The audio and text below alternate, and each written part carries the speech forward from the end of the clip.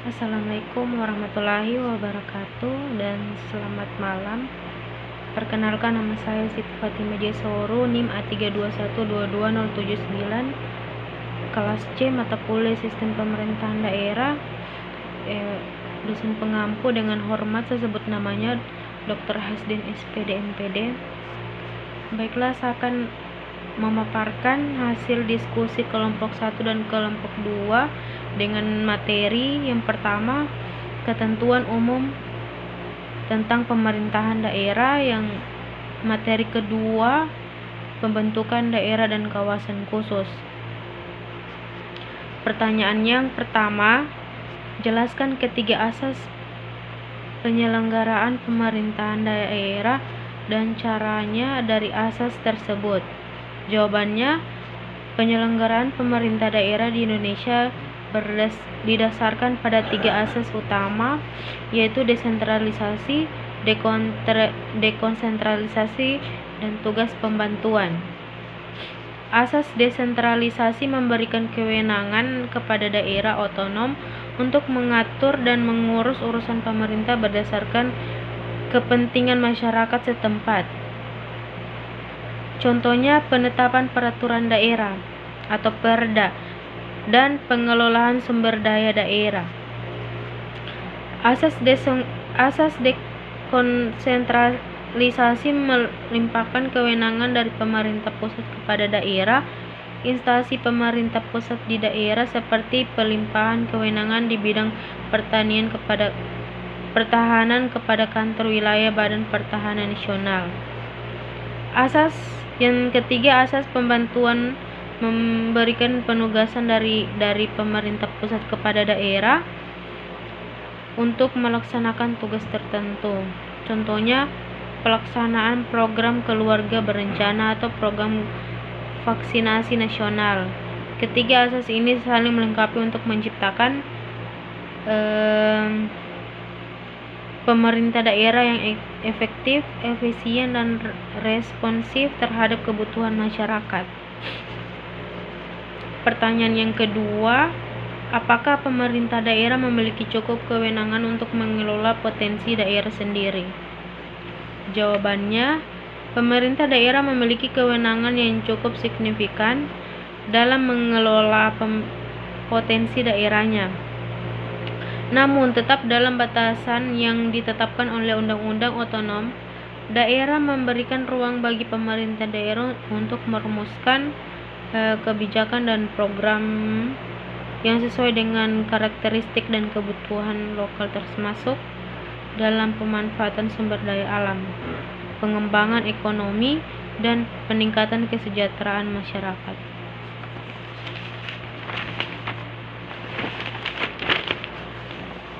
Pertanyaan yang ketiga, apakah pembentukan daerah otonom selalu efektif dalam meningkatkan kesejahteraan masyarakat?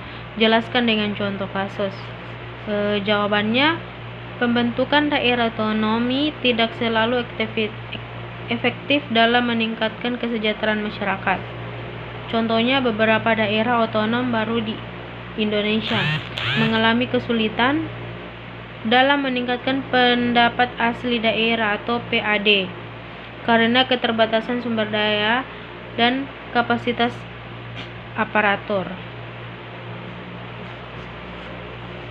Pertanyaan yang keempat, bagaimana pemerintah dapat memastikan bahwa daerah memiliki kapasitas dan sumber daya yang cukup untuk mengelola pemerintahan dan pembangunan?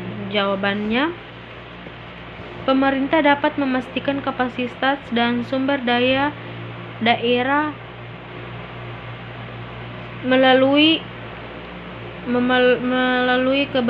beberapa langkah strategis. Pertama, pemerintah pusat memberikan pendamping intensif dalam masa transisi,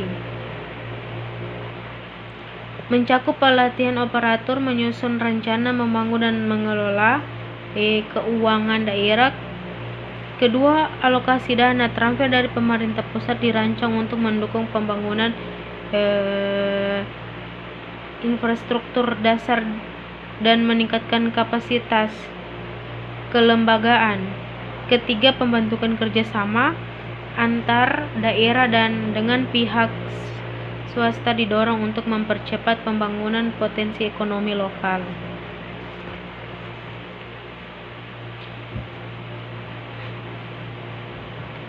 Pertanyaan yang kelima, jelaskan yang dimaksud dari urusan absolut, urusan konkuren, urusan umum. Jawabannya, yang pertama urusan absolut. Urusan pemerintah yang sepenuhnya menjadi kewenangan pemerintah pusat. Contohnya pertahanan, keamanan, kebijakan moneter, dan peradilan. Yang kedua, urusan konkuren. Urusan pemerintah yang dibagi antara pemerintah pusat dan pemerintah daerah. Yang ketiga, contohnya pendidikan, kesehatan, pekerja umum, dan penataan ruang. Yang ketiga, urusan umum. Urusan pemerintah yang menjadi kewenangan presiden sebagai kepala pemerintahan. Contohnya adalah pembinaan ketahanan nasional dan pembina persatuan dan kesatuan bangsa.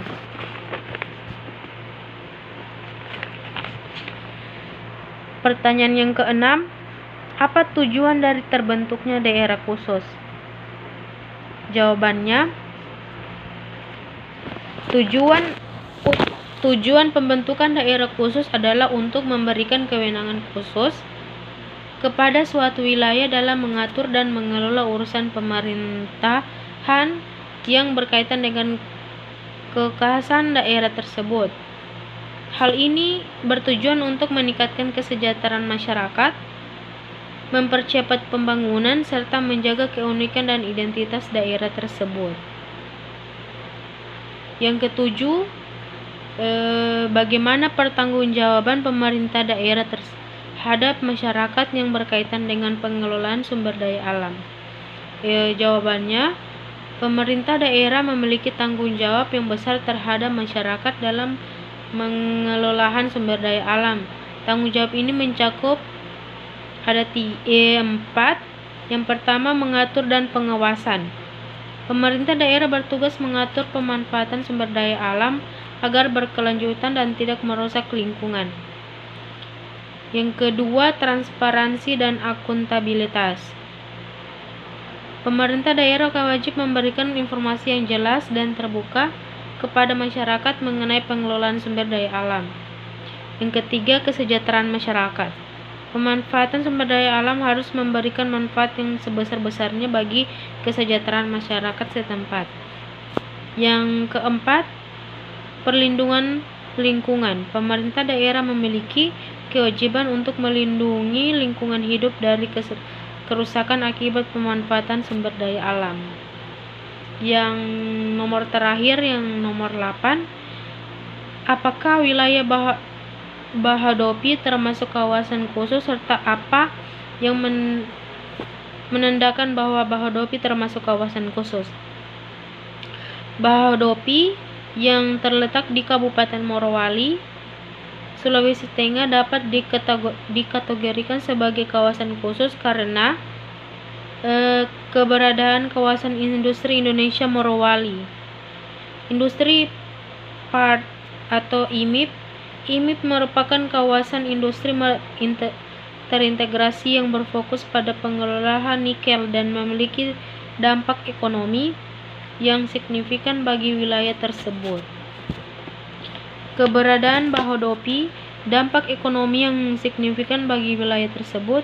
Keberadaan Bahodopi di industri ini telah mengubah Bahodopi menjadi pusat pertumbuhan ekonomi baru, menarik investasi, dan menciptakan lapangan kerja. Ya baik, itu saja pemaparan materi dari kelompok 1 dan 2.